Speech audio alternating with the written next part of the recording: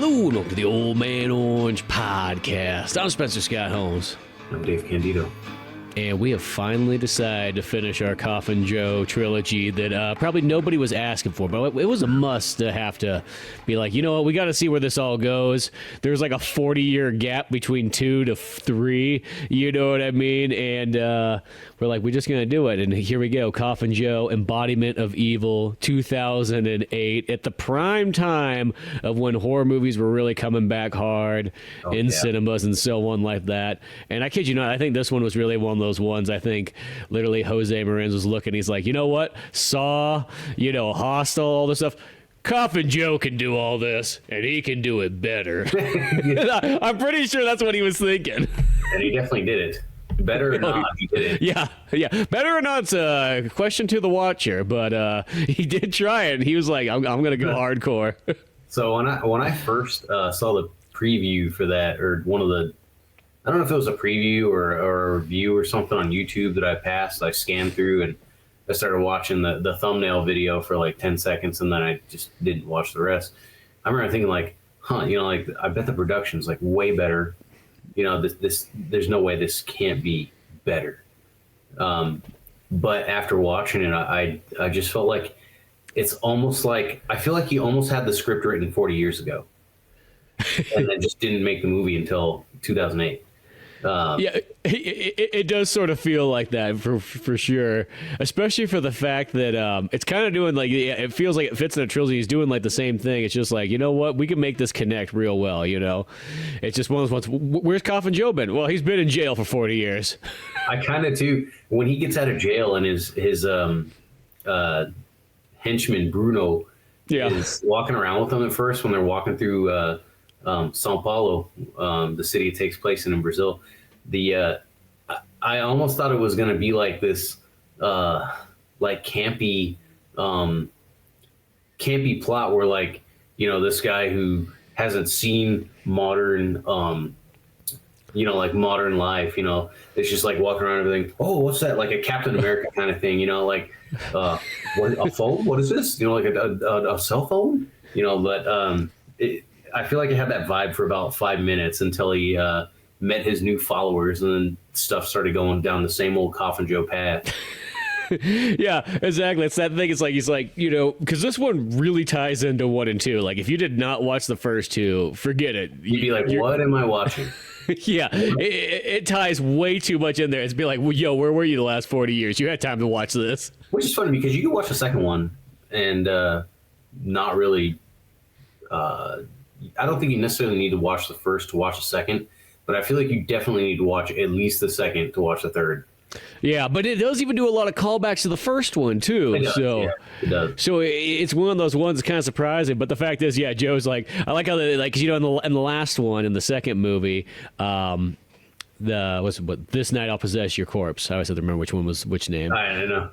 They got those long, like, almost like metalcore band. Yeah, they sound like metalcore band names. Yeah, they do. You know, Coffin Joe is way ahead of his time. Yeah, I loved it too. Where the well, I guess I shouldn't say I loved it, but the beginning of the film, where, well, not quite the beginning, but where there's like the shooting or something going on in that neighborhood, and it's like all hell broke loose for a minute there with like gang activity or something, and which you never even see, but then you see. Is a military policeman that the military police in Brazil are not the same as like military police in the U.S. military. It's different. It's like a different grade of law enforcement that are not military. It's just kind of different. But is it kind of like in Mexico, like the way that like the federales kind of are? Yeah, kind of. I think it's kind of like that. Brazil has a special forces within the police too called BOPE. Is BOPE. And they call them BOPE. And they're like the elite of the elite, but they're also like scary and ruthless as shit. Really good movie you'd probably like. It's called Elite Squad. Okay. Juliana showed me that years ago. Super good movie, really brutal. But she said it's a pretty good film to look at. Like if a person was interested in like the favelas and how the gang activity and the police and BOPE kind of operate. But anyway, anyway, this that sounds interesting. What year is that movie? Out of curiosity, somewhat recent. Would you say? No, it's a little older. 2007. Oh, okay. So that still fits into my somewhat recent mindset. I was like, okay, it's not 1986. It's 1990 or whatever, 2003 or whatever you said it was. 7. I don't even know. Yeah, 2007, right? Yeah, there we go. We got a 8 out of 10 on IMDb. Well, that's well. Apparently, Embodiment of Evil at some Brazilian film festival won best film, best editing, best like it won all these awards. And I think it's that one where he was definitely probably getting that thing where it's like, you know what, for all these years of you making all these films, we're gonna give you everything this time. Well, apparently too, before Embodiment of Evil was released, so he did a ton of other stuff. Jose Marins, would be how a person in Rio would say that, but the apparently that guy was making porn and stuff. Yeah, I was looking at that earlier too. He did a ton of other movies too outside of the Coffin Joe that I guess he would kind of pop up and narrate in the character of Coffin Joe. Be like horror movies or anthologies or that kind of thing. That kind of like a Vincent Price, Yeah. And he'd narrate in the character of Coffin Joe, but those 3 are the only 3 Coffin Joe films. But yeah, before Embodiment of Evil, that's what I found, that he was doing pornos and stuff. And of course, watching Embodiment of Evil, it really makes sense because there's a lot of boobs. Well, you know what it is though? It's literally, he has the same career as Ed Wood in a weird way, where because that's how Ed Wood started off. He started off making, well, at first he kind of started off taking what he would call kind of regular movies or little dramas and so on. Then he goes sci-fi horror and everything like that. And then by the 70s, Ed Wood literally starts doing porno, and he starts doing it under different names, but he's trying to do it very artsy and so on like that, because he's still a filmmaker at heart and so on. Yeah. Which I really feel like the Jose Marins ones are probably the same way too. I bet you they're pretty artfully done in a weird way, because for all of the late 70s to the 80s, that's all he did. And then literally I think the last movie he mainly directed, other than there was a documentary on him, is in '87. So you have a 20-year gap before you get to Coffin Joe 3, Embodiment of Evil. But yeah, they have fun really funny names like The Fifth Dimension of Sex, 48 hours of hallucinatory sex. And I was like, what the hell is going on? That's a weird dimension when it comes to sex, the fifth. That's yeah. Yeah. There's even one it's called the woman who made doves fly. It's like, what the hell is that? So, but and beforehand he's got literally, his horror movies, but literally by about the mid 70s, maybe even early 70s, he starts going into all kinds of different stuff, and he changes his name actually on there too. It's the same thing that Ed Wood did too. So he's like, well, I don't want to tarnish the main name right now. I'm going to direct these under a pseudonym. Yeah. But yeah, anyway, the that part where that policeman comes out and just blows away those 2 kids lying on the ground, and yeah, no problem. and that's where I was like, oh man, Coffin Joe's gonna rip this guy apart, because in the second movie you see that he just has this affinity towards children. Like that one kid that he goes out and saves hardcore. Yeah, like a Flash, whoosh, and then rescues him from that motorcycle, which is hilarious because it was a super wide open space, and this guy apparently couldn't see that kid. Oh, I didn't know. Yeah, there's a kid there, But that and that was where I was like, oh man, he's just gonna rip this guy a new one, and I was surprised he let him live for the time being. But yeah, from there on out, it was kind of funny. It was pretty interesting to see Coffin Joe more of a modern world.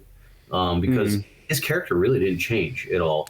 No, he's still that same guy, and it's what has been going on. And one of the things that was funny was watching how they kind of bridge the gap with they use that footage from that second film and the first, but that footage from the end of the second film with the swamp. And where he drowns or whatever, where you would have thought, oh, it's the end of Coffin Joe, but no way, not Coffin Joe. Nothing takes this guy out. And then they added. At first, I was like, "Now it's looking weird. What happened to this footage?" And then I realized, oh, that's not from the second film. They made it. Yeah. And the first thing I realized was like, that doesn't look like him because it wasn't him. Yeah. I noticed that too because they had to fill in some blanks because they're like one of those ones like in the second movie when it ends, of course they like all run him out to the swamp and whatnot, and the priest like tries to make him accept God before he dies, and he sort of does. But then they retroactively they're like, you know what? That's just what the Brazilian film organization wanted us to do. Here's what really happened: Joe faked his death in there, and then he pops up and he's like, you know, God, no way, kills some people and everything like that, and then they just take his ass to jail. I love every time that like in each movie. Is where he'll say something like, you know, God, strike me down if you are real, or give me a sign, and then there's clearly a sign from this deity, and he's like, coincidence, you know, like, like the first one I think has like a hilarious scene in there where that happens. It's just like it's like house. Yeah, he says. Was it like an earthquake or something? I can't remember what it was, but it was something really massive. He's like, nah, not good enough. Like, come on, try. You need to try better, try harder, you know. But what I thought was hilarious, and this is another one that's in all three films, but I don't know why. Maybe it's because he's older and a little fatter. Well, yeah, he definitely gained some weight in prison. I was gonna say it's because he wasn't fat at all in the first two, but the is every time he gets afraid, just the way that he screams, I laugh every time because it's one of those screams that like feels like it went on for like 10 seconds. You know? And, you know, like even on a normal day-to-day basis, if something like shocks you or like, you know, takes you by surprise, and, oh, wow, shit, you know, like, whoa. At least that's how it is for me. I don't think I've ever seen something and been like, ah, you know. It's just a long ass scream, you know. But then again, he's got long ass laughs too. Yeah, that is true. That's pretty funny. I also like to he literally gets out of prison after 40 years or whatever it's been and so on like that, and the first thing he does is he finds a bar. He's like, a place I can terrorize again. That was the first thing. Like I thought, I was like, oh, he's gonna run this bar now. Give me a mug of your finest wine. Yeah. To like the taco truck lady or whatever. Yeah, that was that I did, like I said, I enjoyed watching him like converse and go through this modern world, but it's like I don't think they said how long he was in prison for. I thought I could have swore they did say 40 years. I could be just making that up, but no, I think you're right. No, yeah, well, because I wanted to say that they gave that exact run because in a sense, This Night I'll Possess Your Corpse is 1967. This is 2008, technically shot in 2007, so it's about literally 40 years there, and he's just been. And apparently, he killed a bunch of guys in prison too. Like, and yeah, for some reason, like they just keep him around. They're like, you know what? One day he's gonna be a good fella. I have faith in it. And then the cop that his wife was the one who released him. Yeah, they just go in there and beat the crap out of her. But it's like, whoa. They go hardcore too. That was pretty brutal. Like I feel like this movie, as opposed to the first two were pretty diabolical. They really were. But this movie was like all out, like just violence and lewd, like just the like almost softcore porno. Pretty. Oh my gosh, the scene where he gets that girl who was on TV, the scientist or doctor or whatever she was, and she's lying there on the table. Like, so this is another thing. I mean, all these girls that are just like in love with Coffin Joe. What has happened to the world? You know? Yeah, especially now that it's not young Coffin Joe anymore. I know. No, it's like 75-year-old, slightly overweight. I remember in the second one he said something like, "Oh, I guess you'd rather go with Bruno, huh?" There's to one of the slave girls he had. But no, the young girl that they were all young. Yeah, Coffin Joe doesn't go for the old ones. Yeah. Who am I kidding? What an idiot. But no, the girl that she's the first one to lie on his like weird operating sex table, whatever the hell, butt naked, and he cuts off her butt. And yeah, well, first he drugs her up. He like shoots her up with something or whatnot, and then it goes into a scene where he literally is just slicing off her ass cheeks. She eats it. And then feeds it, yeah. this is how much I love you. You know, like, holy cow, this is over the top. And it honestly, it made me think a little bit of, I don't know if you've seen Terrifier. No, we were talking about that though. Terrifier is pretty nasty. It's pretty gory. This is not nowhere near as gory, but the idea is kind of there too. And I'm just like, this is weird. This is weird to watch with my wife. But I mean, it makes sense. We both watched the first two, so why are we not going to watch the third?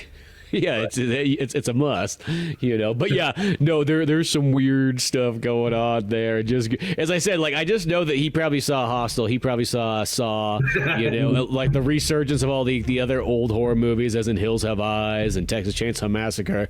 He's all no, Coffin Joe can do this, and he's got to turn it up a level. Oh my gosh, you know, and here's the main thing: the Brazilian censors aren't going to affect me now. It's not the '60s anymore. I feel like that was the other reason why, like, everything's like, no, watch what I can do. I don't care how old I am. Yeah, no kidding. Yeah, the other thing that I was like, it really threw me off. Actually, I always try to see how well I can guess what's going to go on in a movie, and I feel like I'm usually on point with what I think is going to happen. What threw me off was the priest guy, the younger like monk, and the guy who was like tortured himself. Yes. So they show that, and at first when he was walking by the radio and they're talking about Coffin Joe, whatever, I'm like, when he stops and just like stares, but he's listening to the radio right next to him. I'm like, this is kind of weird. Like, is this one of his followers or what? You know? And then they go to him at his church, beating the shit out of himself with like the cat o' nine tails or whatever, yep, or whip or whatever he had, and then he's got that tattoo on his chest, and I'm like, that was like inspired by or of Coffin Joe or whatever. I can't quite remember at this point, but that was weird, and I'm just thinking like, you know, because the story was that Coffin Joe killed his dad. Mm-hmm. And I'm thinking, man, you know, I almost bet that wasn't his real dad, and that's just the story that he's using. And I had the idea that maybe the girl who had his child in the second film, like the child actually survived, and that maybe that was his kid. And he was going to find out at the end, and it was going to be this big, happy, nasty family moment. And, well, I was wrong. And that sounds like what it almost should be. That sounded like a good way to go. I like that plot device. That's what I was thinking. I'm like, there's like, this is what's going to happen for sure. And then of course it doesn't. And I'm like, shit. Yeah, instead it's just one of the dudes. I want to say he's like the son of one of the guys that dies in the first one. Maybe the guy gets his eyes poked in or something like that. Yes. I can't remember. Yeah, that's right. His dad was the doctor who Coffin Joe poked his eyes out and then burned him alive or whatever. But and now this guy was just hell bent on revenge and so on. And yeah, he's tortured himself. He literally even hooks his nipples up to batteries. I'm like, that must have been in the Bible. That was all I thought about. I'm like, where's that section in there? I know. We're watching. I'm like, what is this guy's deal? Is he torturing himself or is he enjoying it? Because he doesn't want somebody else to see it when they come in there. Yeah, it's like, what are you doing? Nothing. What's the point of this? But, hey, you know, that's fine. I mean, I keep a car battery in my closet, you know, for special events. Put up on the altar and everything like that. Say a couple Hail Marys. Like the South Park episode where the tech support. I don't know if you've seen that. Yeah. Oh, tell us again how much of an inconvenience that is to you. Oh, yeah. Spectrum. Man. I kind of feel bad for the guy, but I kind of don't. I mostly don't. But there's a guy in the new hire class who didn't make it, and they gave him the option of going to like working in the call center or something. And I guess he was pretty upset about it. I don't know why, because dude didn't want to be there. He kept losing his tools, taking other people's tools, and was late to training and left his tools at home. And he's also 18. And I'm thinking, he's not going to make it in life. No. He's one of those kind of people that's going to get eaten by a crocodile one day. But I can hear this dude in my head right now. I can hear his voice answering the call center phone call.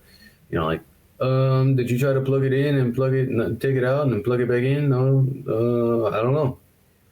I don't know. And then he starts rubbing his nipples like the dudes in South Park. Yeah, just he's gonna be lost. Oh man. I thought for sure I was gonna get like a stern talking to today, because even though nothing had happened today, like I was telling you earlier about my vans, musical vans, none of it was my fault. The things just decided to crap out with the radiators and the power steering, and everything's going wrong. And of course, I think I told you I was in a very minor collision the other week, so I had to get off because I didn't get my drug test fast enough. And, so Dave's just been in all sorts of vehicle malfunctions at work. My name's probably floating around the regional headquarters like, how much money does this guy waste us? Of course he works for Comcast. He's an inside man. Balding idiot. Yeah. Yeah. He's coming to evade the spectrum. Aaron Walker's over there on the Sacramento Valley, like, do it. Oh man. But going back to the other thing I think is kind of interesting about Coffin Joe 3 is the fact that, once again, we brought up Bruno before, his manservant from the second one. I love how this dude's just been graciously waiting for 40 years for his master to come on back. He's literally found some kind of Charles Manson like cult that's all into the ways of Coffin Joe. There's like a couple ladies, a couple fellas, and all this stuff that are there for his beck and call. I love too how the two women that are there, they're all like goths too. Yeah, and the two women, they're never dressed normally. They're always dressed in fishnets and shorts that are this big, and whatever kind of lingerie-looking nightclub leather thing that they're wearing. But what was kind of hilarious to me was he never pulled anything weird with those chicks that he did with all the other girls that he kidnapped. And I don't know. I'm just like, you have two willing subjects right here. I mean, why are you wasting your time? But, yeah, no, yeah. Didn't even question it. Like, never was brought up. Yeah, nope. Oh, that test in the beginning where he gave him the revolver and had him play Russian roulette, kind of like if you no, it wasn't even Russian roulette because he gave him each a gun. Yeah, it's Russian roulette where everybody goes at the same time. You kill yourself right now, and they all pulled the trigger. I was only just thinking, like, just give him one big revolver and have one person all the way on the left do it. Well, is that what? I was wondering if one person was gonna die. That was the thing that went through my head there. I was like, is it gonna be one of those ones where, like, okay, 3 of them survived, but one of them was bound to die, but they didn't know who was gonna be the one that was gonna die, and that was part of the test of like allegiance. Man, that was though. I'm remembering more and more because I think I watched it a week ago now. But that it was near the end, right before the police did the raid on his little headquarters. Where the all those like tests and like trials that all them women went through, like getting in a giant 55-gallon steel drum full of blood and then getting out of it and like making out with the guy and like there's that Asian girl that gets shoved in the pig. Yes, what the heck? I was like, that pig is sewn up. Why is she sewn up? There's somebody inside of there, sure enough, and it wasn't Leonardo DiCaprio, like he did in The Revenant. But no, because Coffin Joe was out. He's still looking for. He spent a long time looking, trying for the perfect, not necessarily wife, but he's looking just for the perfect person. He needs a son. He needs a good son too. That's the thing. Can't be no, like everyday average, straight C's and smoking pot kind of evil. No. It's got to be pig blood inside of a pig. It's got to be.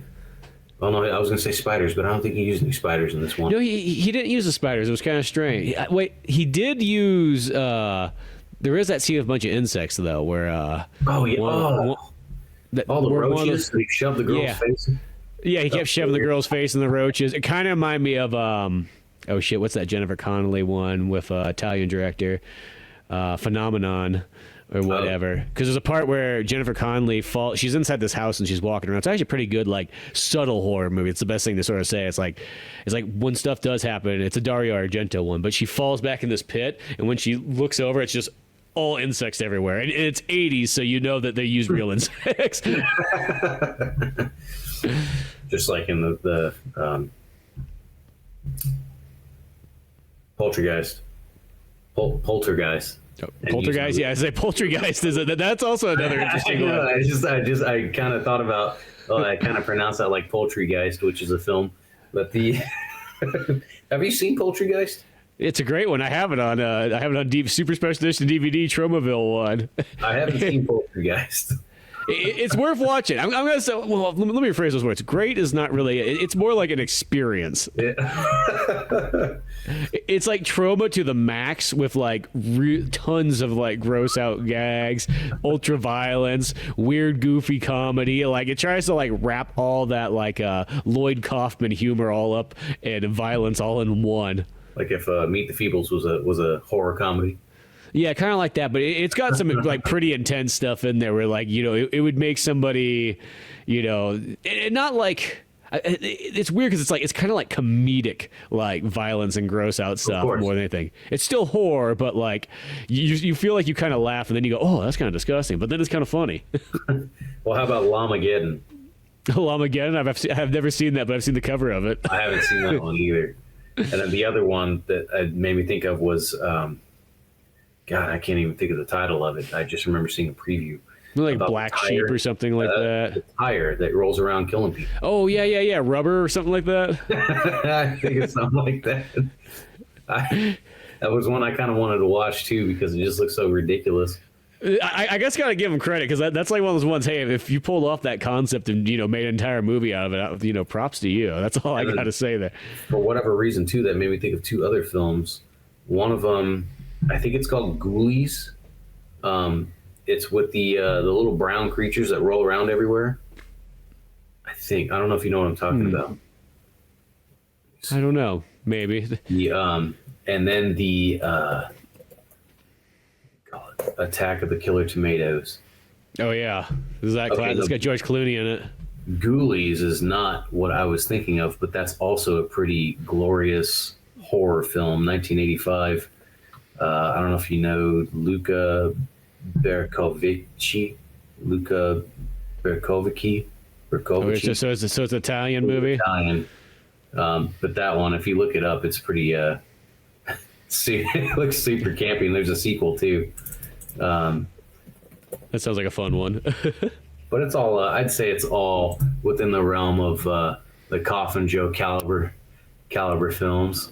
Yeah. The Coffin Joe one, because this one is like, I mean, once you get in, okay, like the simple story is he's just literally looking to find that perfect son from one of these girls here and so on like that. But in the process, he's just going to torture a bunch of people, like literally, like that's what he's like. I've been in prison for 40 years. Let's get some torture going. Let's cut some people up. Let's put them in weird things. Let's hang this dude from with like some staples in his back. Oh yeah. Juliana was saying that she thought that one was real. With the hooks going in the guy's skin and he's hanging, because there's a lot of weirdos out there that are like into that. Yeah, I've seen them on a few different reality shows where they put all them hooks in the back and they just hang. I'm thinking like, what the hell is wrong with you? I mean, there's a lot cooler things to do. yeah. Well, he's talking about being bored on a Tuesday. But I bet that person. I felt the same way. I bet that person really did that, and he just filmed it. But I don't know, because that looks so painful. Yeah, well, I feel Jose Marins, Coffin Joe, is probably one of those guys that I bet you there's a lot of kind of weirdos that kind of gravitate towards him. You know what I mean? Like, if he's got he probably could just like open up a Comic-Con line, and he probably has all sorts of people that will come in and do some goofy stuff. Yeah, it's a shame that guy died, because I'd love to get an autograph from him at a Comic-Con. That'd be so badass. Yeah. Well, because he's already pretty old in this one, he's probably in the 70s here. Yeah, I think so.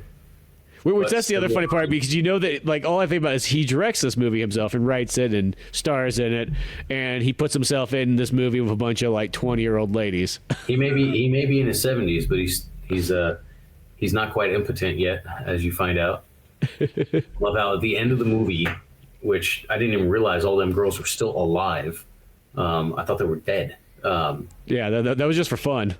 Yeah, when they, spoiler alert for whoever's watching, Coffin Joe dies finally, but only physically, because his legacy goes on.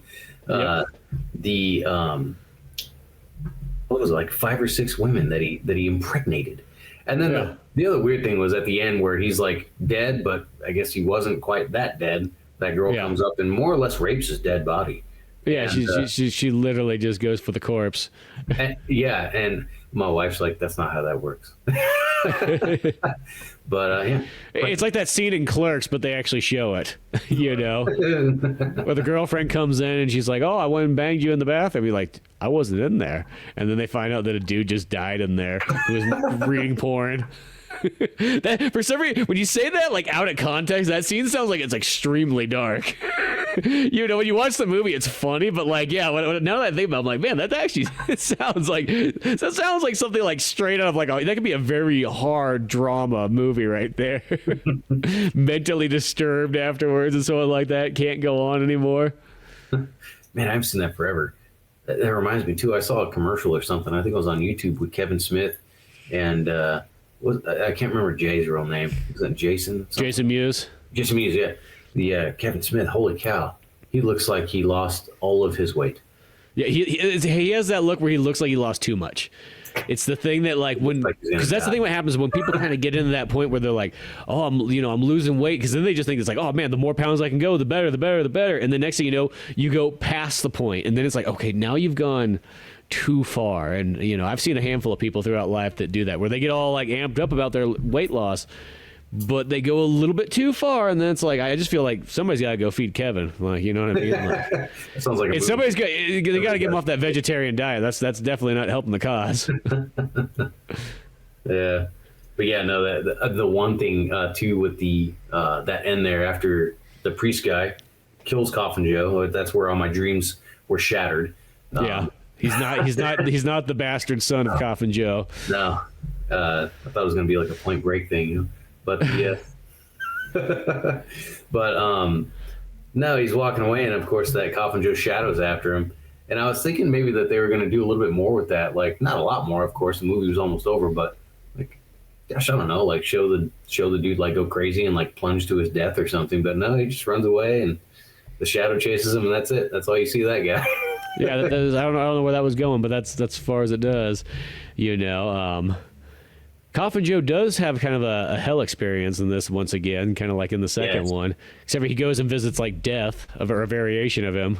Yeah, no, I actually, that was probably my favorite scene in the whole movie, because of how vivid it was, and it made me think of the other scenes from the other 2 movies, and I think especially of the second film. Yeah, the second one, especially when the movie turns color about after an hour's worth of black and white. And then it goes back to black and white. Yeah, once again, I've never seen that ever in my entire life, where you go that long in a black and white movie, and then all of a sudden, like, by the way, we're going to go color for a moment. It almost made me, the first thing I thought of with that was like, maybe he stopped filming the movie for a while, and like he ran out of money, and then got into some more money, started filming again, and then it was going to be in color for the rest of the film, but then he got out of hell, and then it was black and white again.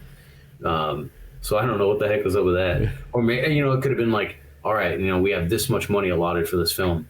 I'm going to put this portion towards this part, and we're going to go all out. And then for the rest of it, they're like, okay, well, we'll just make this like this, and we'll call it good.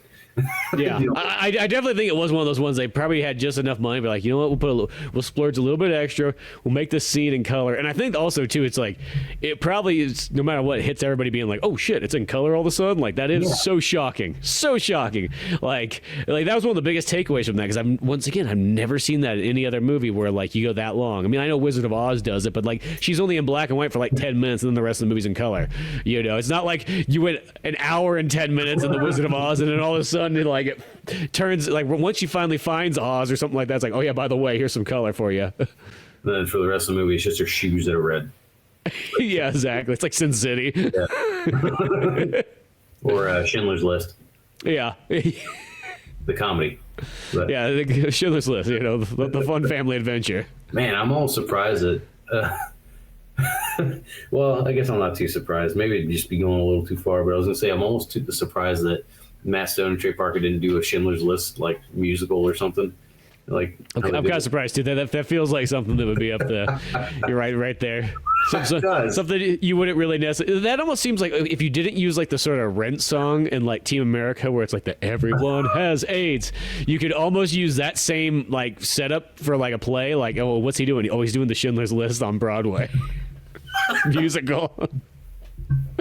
I feel like you could fit that in right there, and that would almost be even more. But that probably work better if by that point Schindler's List is already a little over 10 plus years old, so it probably wouldn't hit as hard. But I feel like I'd be ashamed for enjoying it because I know I'd be laughing my butt off if they needed that kind of thing. There'd be something so ridiculous I'd be laughing. But the yeah, no, that'd be something else. Yeah, Schindler's List, the musical, It could go along with other great classics like Springtime for Hitler. Just like standing there like Hitler's like dressed up like Dexter from Dexter's Laboratory's mom. Like I don't know.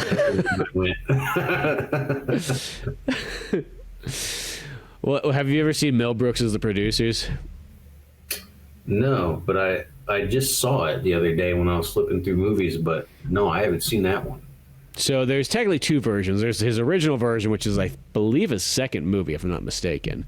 Very close to his first movie. And that came out in the 60s. And it's got Gene Wilder in it and so on like that. And then there's a remake that's in like the 2000s, like right around the same time as Coffin Joe 3. But there's literally a part in there because these guys are these producers and they're putting together a big old play. And they're like, we got to get something that's going to bomb so bad because what we're going to do is get a bunch of money.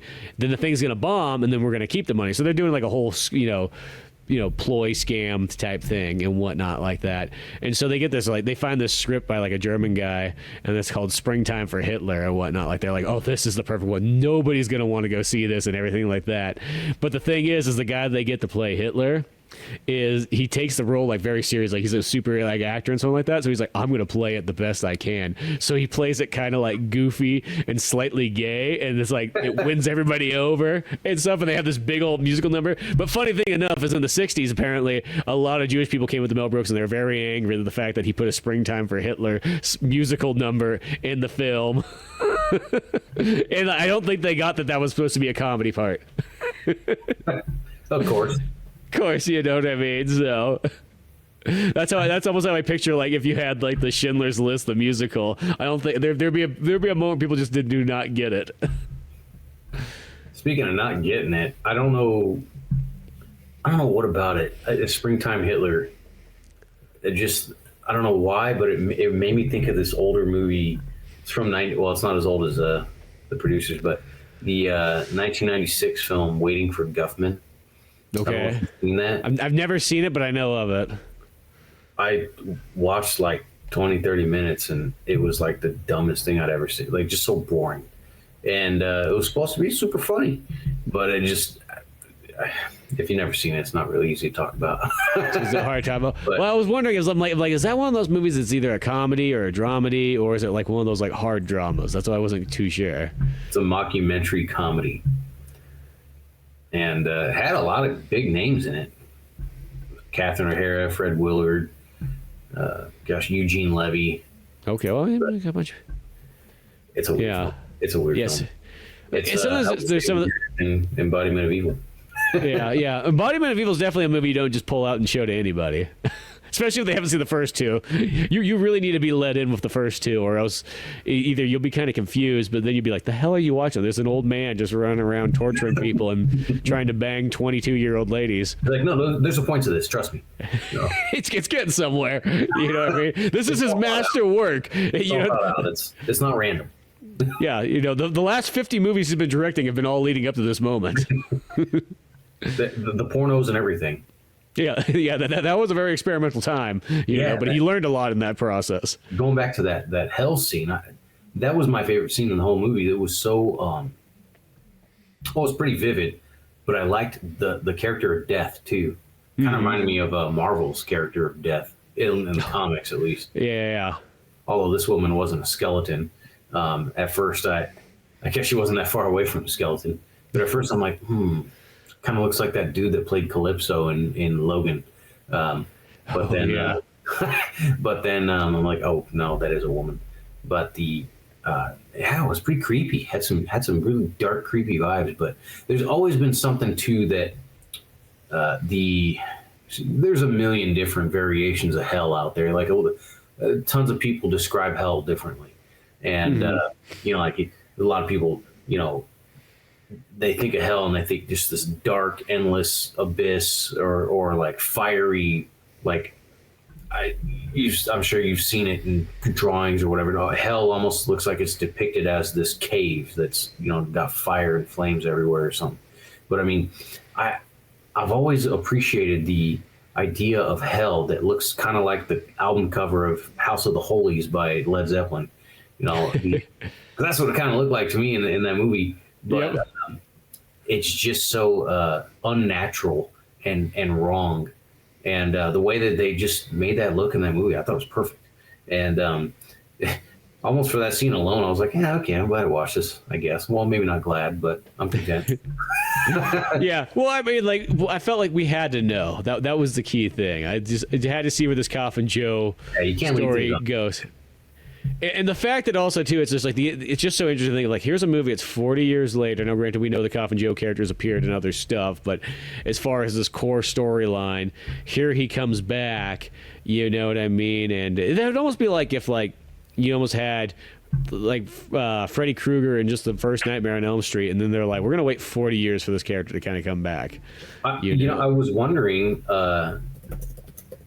if that's how he planned it out. Because it's not very often. What I do like I don't like leaving things unfinished, especially movies, whether it's a trilogy, sequel, whether there's it's Freddy Krueger, where there's 9 different movies, Friday the 13th through I like to know that I saw the whole story, even if some of them are out of continuity or whatever. But the same goes for the Coffin Joe trilogy, and I don't think you find it very often where you've got a set of movies where there's such a distance between, it doesn't really matter, the last one they made and then the next one. I mean, 40 something years, holy cow, that's so long. And it made me wonder, kind of like what you were saying, they wanted it to be that long for this, but it's I wonder if he was I really don't think it was this way. I just kind of doubt it, but I wouldn't put it against the guy because of how weird he is. To think here's my master plan. This second movie's been done. Now, we're going to time capsule it. And then, 40 years from now, we're going to reopen it and make this, the third movie. And it's just kind of crazy. But I like I said, I don't think you find movies very often that really have such a distance in time between the two, and if they do, they're usually, I don't know of any. Well, it's usually one, it doesn't have the same, main actor in it, same character, same director. I mean, a lot of times if it's that big of a gap, or a lot of times it's the movies will be almost too radically different. Where this one still kind of fits in definitely the similar vibe. Once again, it's definitely aping that torture porn kind of era of horror movies for sure, which I guess, not saying that the other ones have it in a way, but it's just in a 60s style, so it's nice. It has that. It has, but I'm sure for the time it was pretty wild.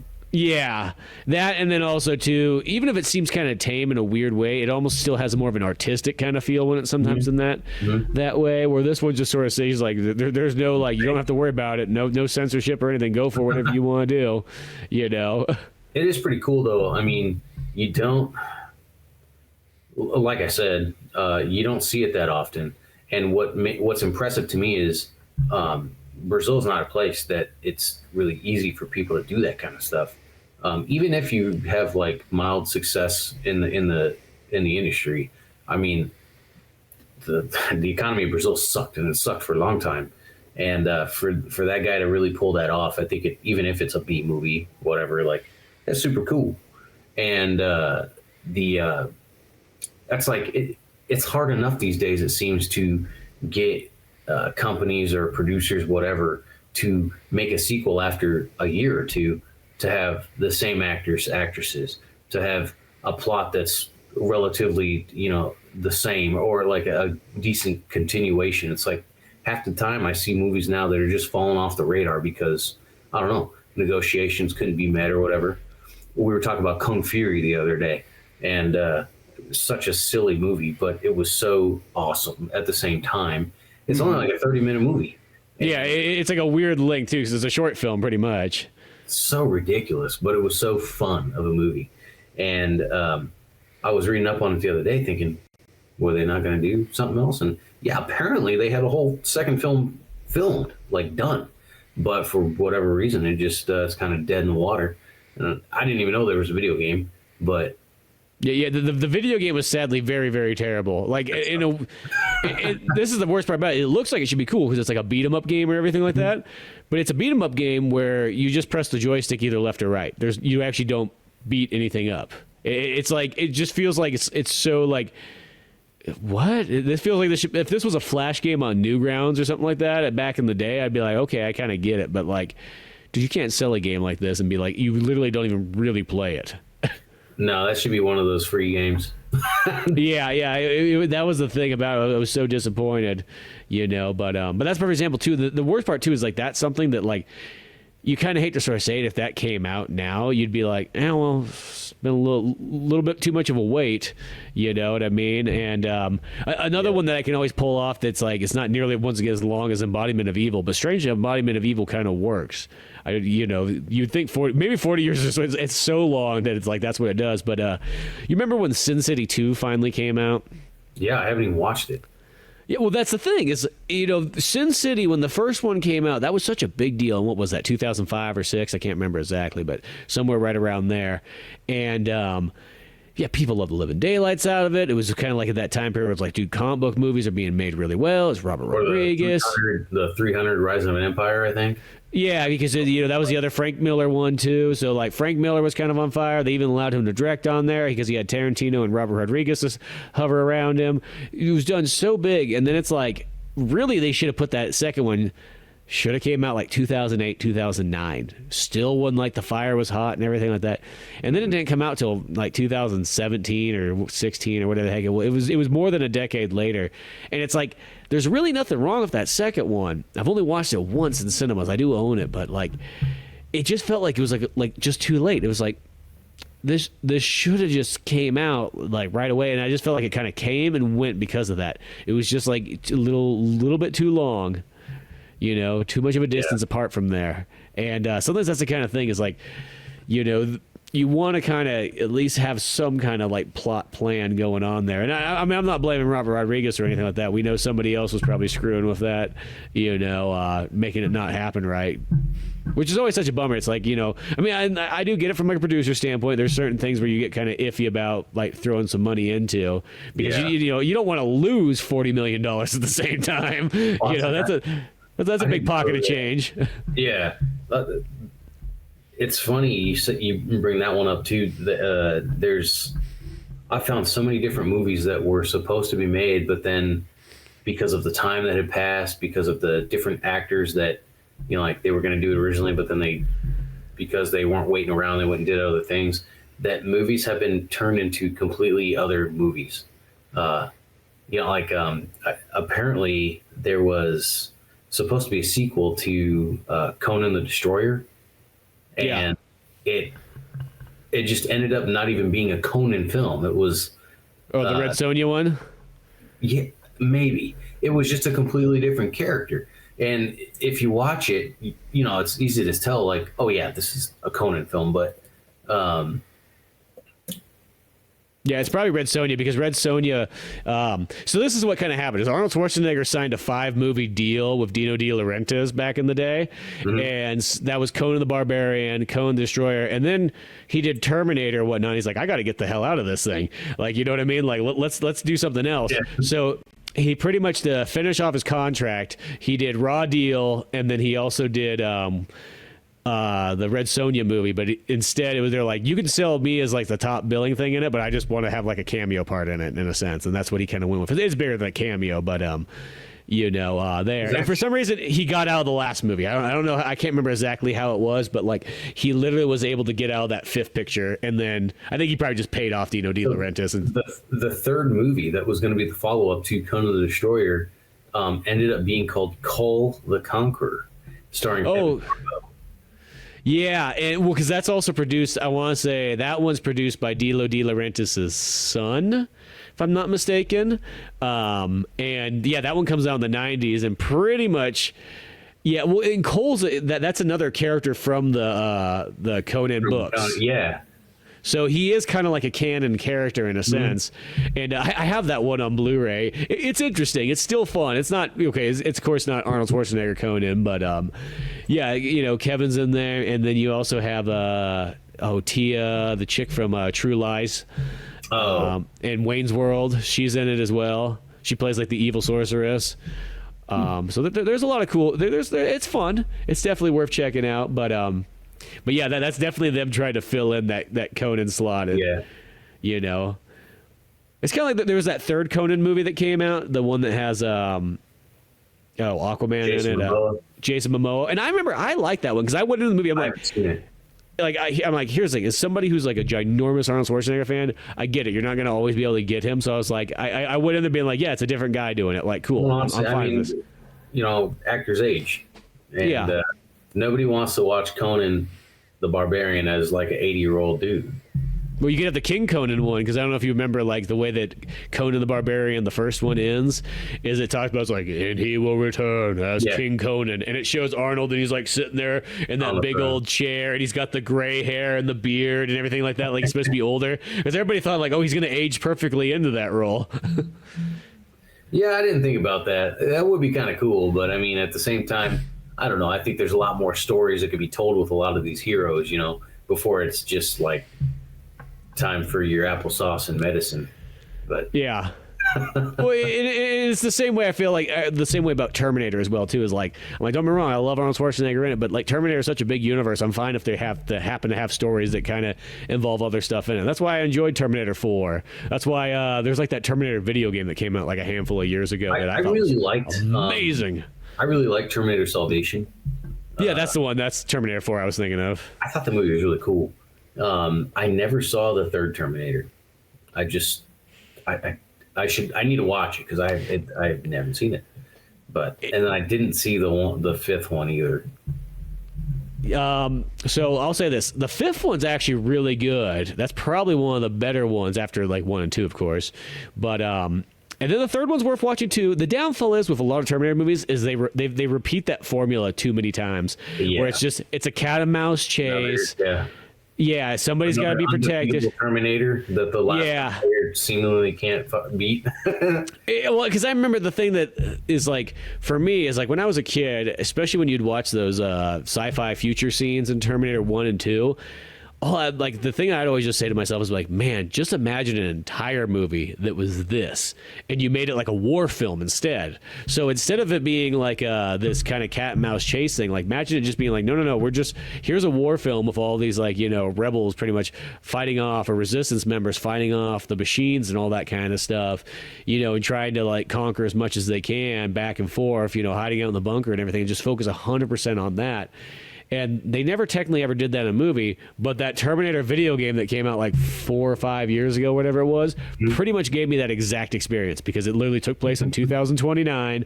You literally were a resistance member. It plays like Fallout, but you're just going out and killing robots and Terminators and all kinds of stuff like that. It was so cool. I was like, I'm like, I'll take this. If I'm not going to get the movie, this game is perfect. It gives me that experience. I'll have to check that out. Yeah, it's got a little bit of that like sort of like choose your own kind of style, like kind of similar to Mass Effect or Fallout or anything like that. Okay, yeah. Of course, you could find a way to bang all 3 of the girls in the game, because that's just how. I get the achievement now. That's what I'm doing it for. It's for science. Yeah, exactly. Yeah, Juliana's playing Baldur's Gate right now, Baldur's Gate 3. 3. Man, it's one of those games that just I feel like requires so much time. I had no idea that Baldur's Gate was an RPG game like that, because the only Baldur's Gate games I ever saw were Baldur's Gate Dark Alliance and Dark Alliance 2, which are like hack and slash. They're very similar to Champions of Norath. In fact, I think it's literally the same company, if I'm not mistaken. I don't know. I don't remember. I thought maybe it could have been, but I don't remember. But I mean, if you take Dark Alliance 2 and Champions of Norath and you put them on the same screen side by side, it looks almost like the same exact game. But but talking about a character who, going back, aged well, that still is their character on screen, Coffin Joe. Like I said, one thing I thought was how I almost felt like that script was probably written well before that movie was made, because he's still, even though he's old as shit, he's still walking around like he's that super young weird asshole dude that just likes terrorizing everyone and impregnating whatever woman he can to get that perfect son. He's still got a lot of 60s, like swinging 60s attitude going. Because he doesn't seem like, his attitude and his personality does not seem any different. No, prison has done nothing to him. It just allowed him to kill like 30 extra people for some reason, and that was apparently okay. Yeah, I know, right? Like, how do you get out of prison after that? Yeah. But I didn't even think about that. But I love that shot where they show him in the beginning and he's like puts his hands up on the bars and he's looking out. And I don't know why, but it made me think of like the velociraptors in Jurassic Park. But, what the heck was it? And I did like how they gave that nod to the earlier films with his crazy eyes. They gave him that shot again in Embodiment of Evil where he's got the bloodshot eyes and he's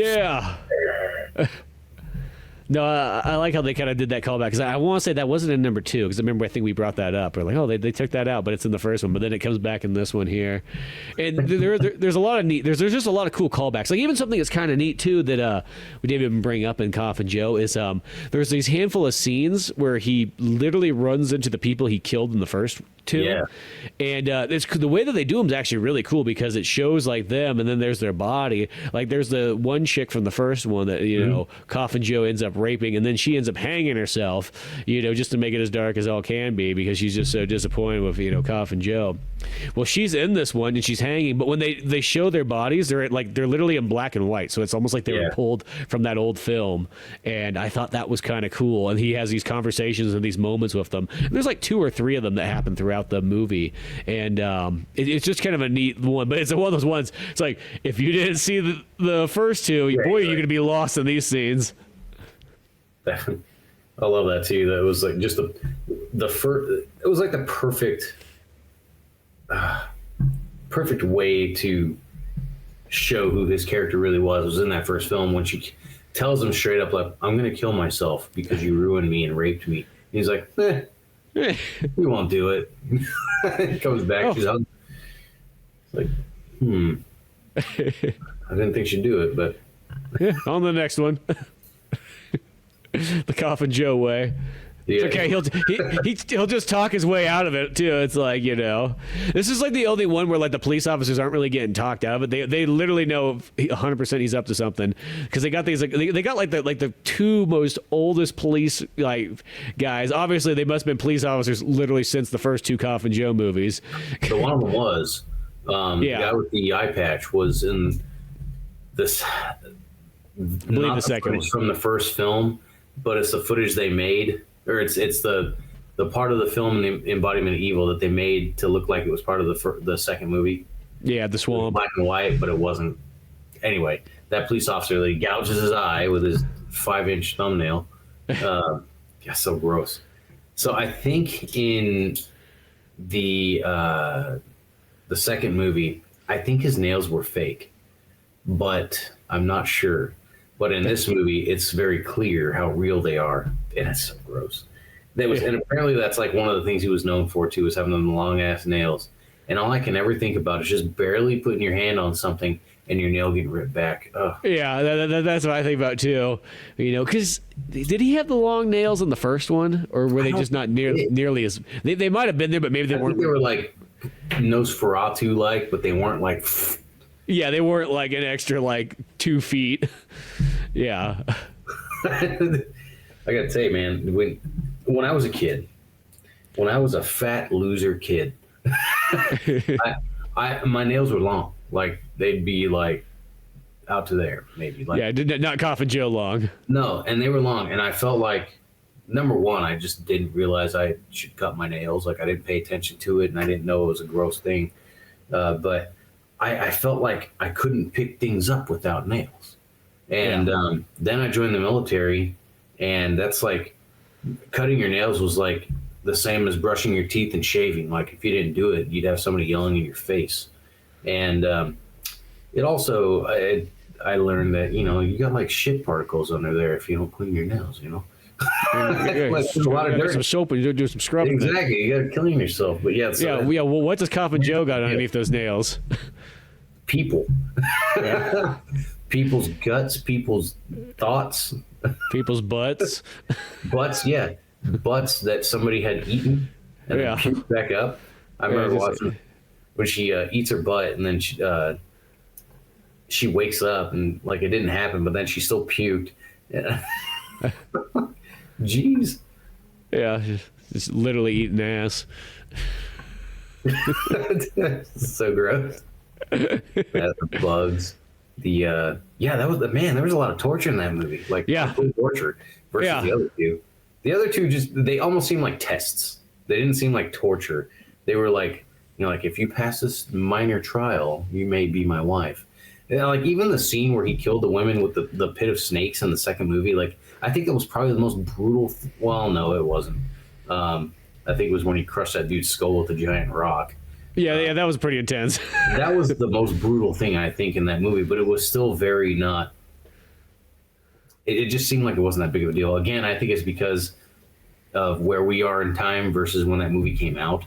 Yeah, in the 60s, that's pretty hardcore. I'm sure people were like... You know, but man, this one was... This was like HBO level violence, you know?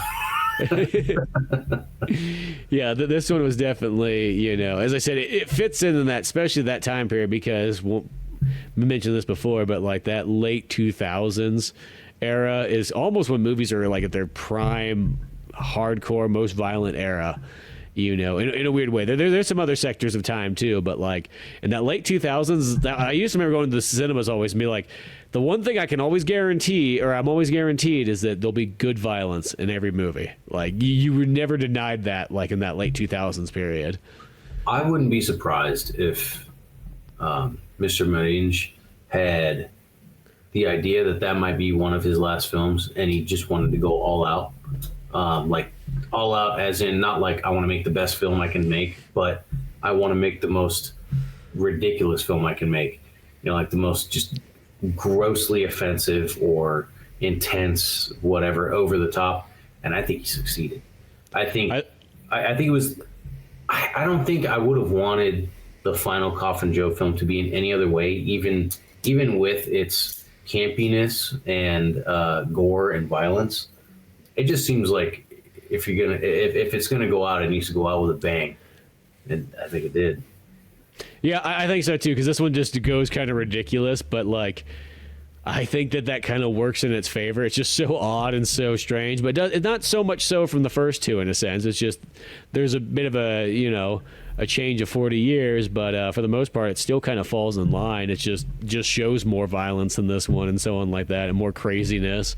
And it's probably that thing too that if you probably would have been like, hey, if you were able to make this in the first two, he probably would have put more weird stuff in there and so on like that. You know, that time period, he's literally like, you know, fighting like the censor boards and so on like that to kind of make the most progressive like violent movie he could make, you know, kind of almost in a sense the way that the Italians would do too at that time period, where I don't think the Italians had any censorship though. They just made whatever they wanted. Yeah, that made me think of I think it was an Italian film, the Hang 'em High with Clint Eastwood. Was that an Italian Western? I think that one still is. I could be wrong because it didn't take very long for the U.S. to realize that Italian Western thing was working really well, so they started making a lot of their own too. I was just thinking about when he rolls into town and that woman's yelling at him and nagging at him, and he just goes in there and rapes her. Yeah, I remember that. I thought that was like one of the funniest intros. It's like, well, look at this. Somebody's got to teach you a little bit of manners and whatnot. And then she's all fine with it and so on. I literally, there was an animated Batman cartoon that we made. We literally used that scene, but instead Robin was the one that got raped because he was talking shit to like Black Canary, and then they just had like her just go in there just full on physically like a woman do it. Was this one that you made? Yeah. I was gonna say I saw it. Because I always remember that I'm like, here's a reference that probably nobody will get because we're pulling like literally, Hang 'em High 68 actually apparently is an American one, I think. So it's literally like one of those ones where the Americans are like, no way are we letting these Italians make all our westerns. We're gonna do it ourselves. We're gonna make it hardcore. We're gonna have like an "Are you in or are you out" moment at the very beginning of the movie.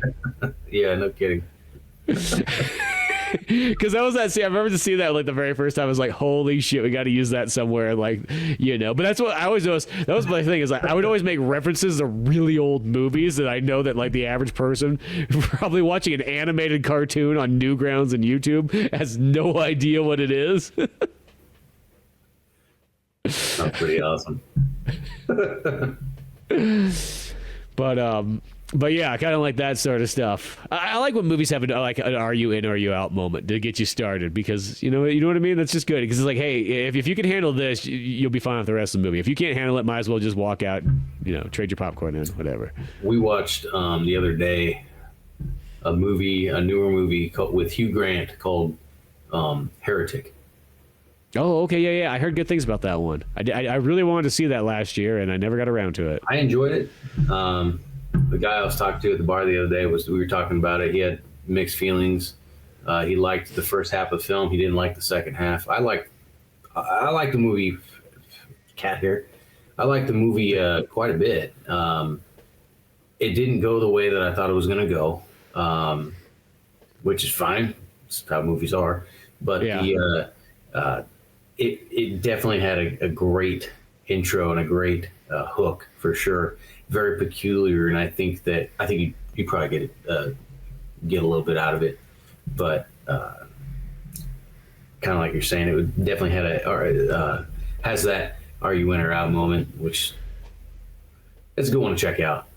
Yeah, no, it is. I said that one kind of came, and I was like, I need to check that out, and I kind of forgot about it till you brought it back up again. But yeah, it was definitely one that I didn't watch because I didn't want to pay $20 to watch it. So.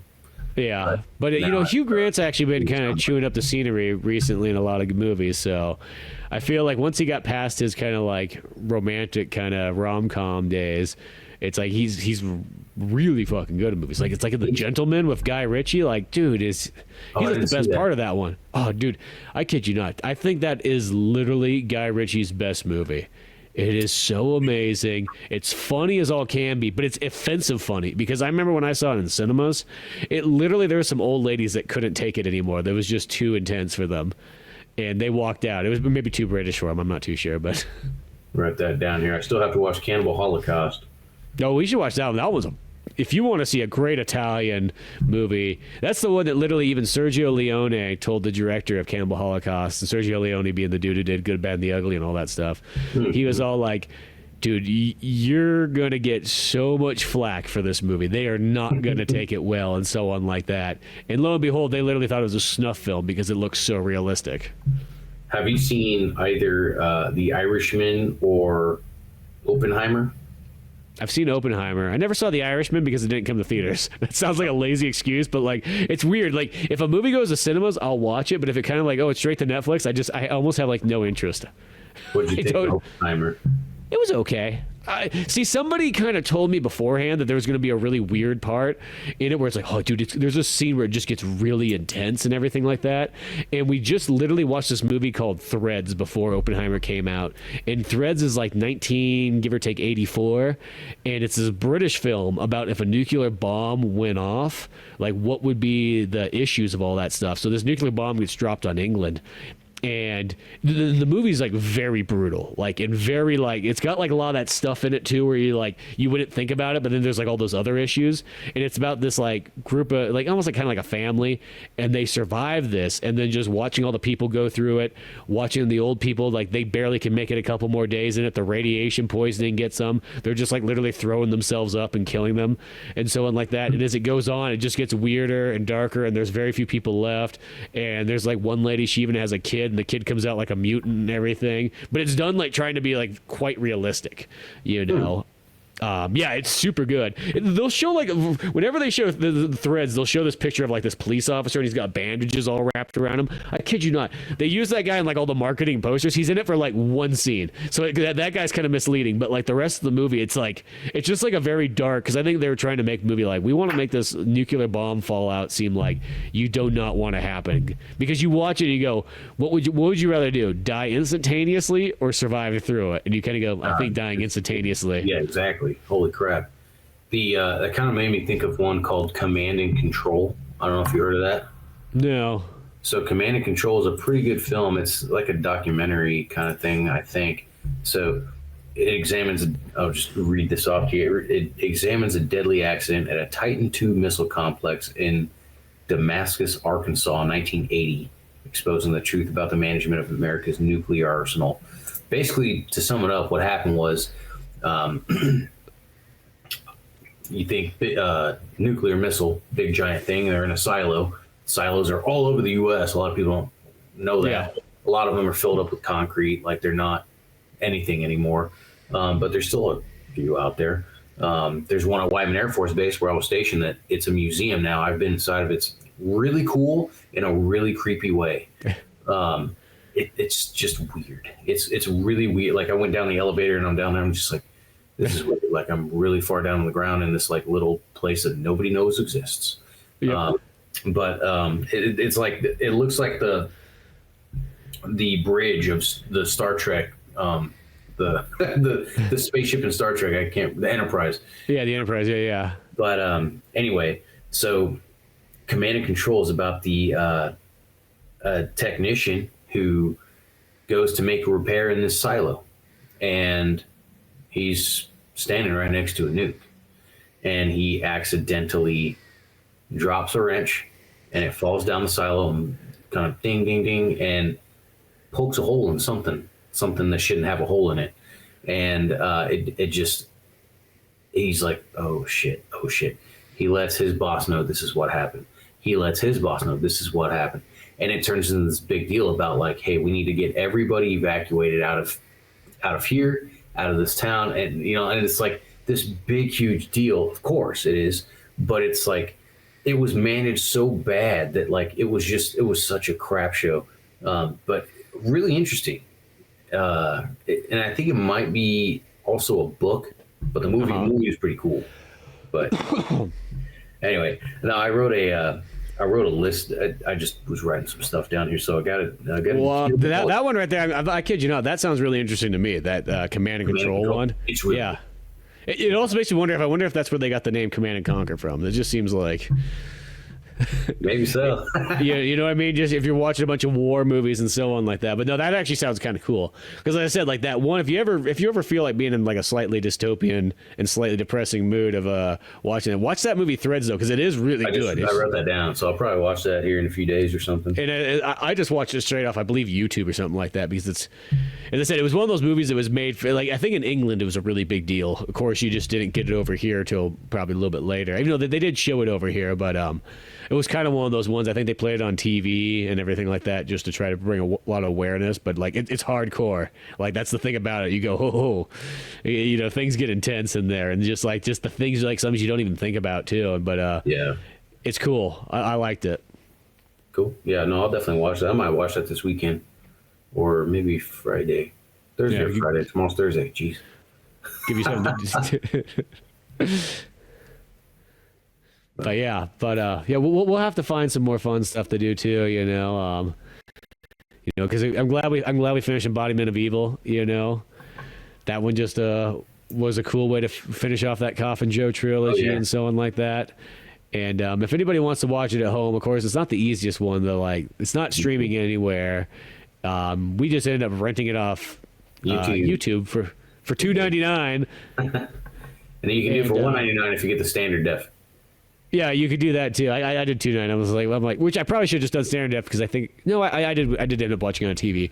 And sometimes I'll do that and be like, if I watch it on my phone or something like that, it doesn't make a difference which version you get because you're not going to be able to tell on a screen that tiny. Yeah. But yeah, so they had it there. I noticed there was a Blu-ray set I think too that has all 3 of the Coffin Joe movies and it looked kind of cool.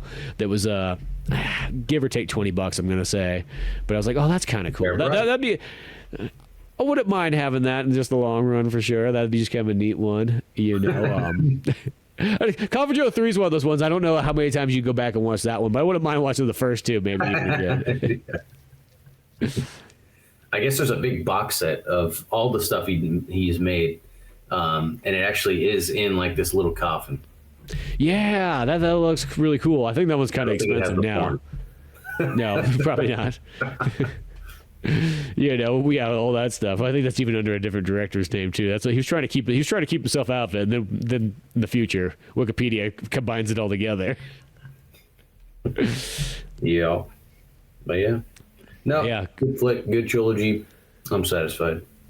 Yeah, I think so. It was one of those ones. It's like I'm glad we did because we just had to know what that 40-year gap was going to be like. Because that is just, especially going from like a black and white film all the way up to full color and everything like that, digital age and everything. You're like let's see what that's all about. But yeah, if you like some Coffin Joe, like some kind of oddball kind of horror movies, and you don't mind the subtitles, yeah, check these ones out. Embodiment of Evil. This Night I'll Possess Your Corpse, and At Midnight I'll Take Your Soul. All 3 of the Coffin Joe trilogies. They're great. They're fun. No matter what, you'll walk away at least, seeing something you didn't expect. Like that's the thing. Might not be your cup of tea, but you'll definitely be like, oh, that was different. Absolutely. It'll mess you up so bad that you'll need to get a little beaver puppet to have on your hand to communicate with everyone. Exactly, just as the other way you explain it. And then for some reason you're speaking Portuguese out of the puppet. No, Gibson will understand, I guess. Like when suicide was funny. Oh man.